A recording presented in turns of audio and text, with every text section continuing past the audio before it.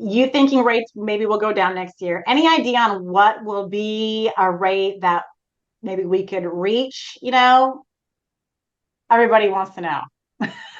Yeah, it is really hard to say. I was looking at my notes really quick because I don't want to say his name incorrectly, but I do want to give credit to Michael Kantrowitz, which is who created the Hope model. If y'all want to do a little bit more research and look there, this is a great debate within economists and those. I listen to a lot of people that have worked for the Fed in the past, or they've been on the FOMC in the past, and part of the situation, part of the issue of why we have inflation. Yes, some of it was COVID related, very, very clearly in terms of supply chain disruption. But a lot of it was really because the government overstimulated the economy, not only with really low interest rates, but with what we call helicopter money, right? All of us got money because of COVID into our banking accounts. And so we've lived in an era of relatively cheap money and what economists call ZIRP, or the zero interest rate program, where the Fed funds rate was essentially at zero since COVID. But we've really been in kind of the zero bound, very low Fed interest rates since the great financial crisis in 2008. Every time the Fed started to kind of tick up rates a little bit, we'd have a tantrum of the markets and they'd cut again. And so, the question is, can the government afford to go back to what we call the zero bound, meaning a zero Fed funds rate? Right. Right now we're at 5.25, 5.50 Fed funds rate, which obviously leads to mortgage rates for owner occupied homes being up in close to the 8% range today. And so, do I think that they'll go back to the zero bound? I'll tell you the kind of my prediction.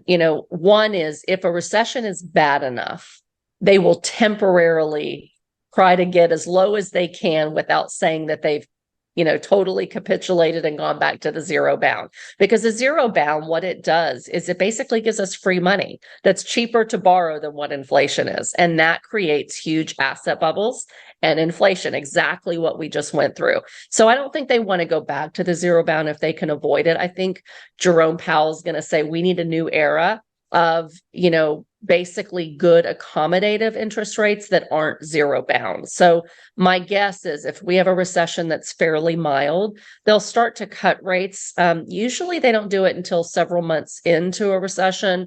So I'm thinking probably the earliest March or April. I think it's probably closer to May or June before they might cut rates. But if it's a fairly mild recession, or it's a rolling recession, which is really more of what I think we're going to have, I think that the Fed will start to slowly cut rates, not just one big fail swoop, but if it's deep, they could cut them pretty quickly. My guess is that in an effort not to go back to the zero bound and be accused of making the same mistake that they did for the last 15 years, that they land in a neutral rate of Fed funds rate somewhere in the 2 to 3% range.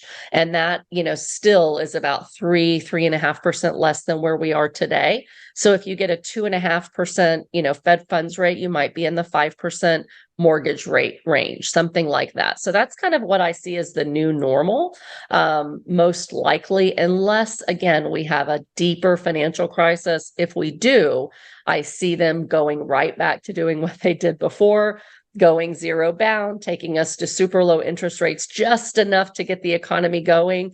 But if they start to see inflation tick up, which I've argued on this show many times with Michael, I think could start ticking up again, they have to keep those rates higher. So I'm going to say, in the short term, if things get bad, or God forbid we get more sucked into war, that interest rates could go very low very quickly. That's going to be our opportunity to pounce and refi everything we can again. And then I think that the longer term rates are probably going to be somewhere in a Fed funds rate of 2.5 to 3%. That would be my guess.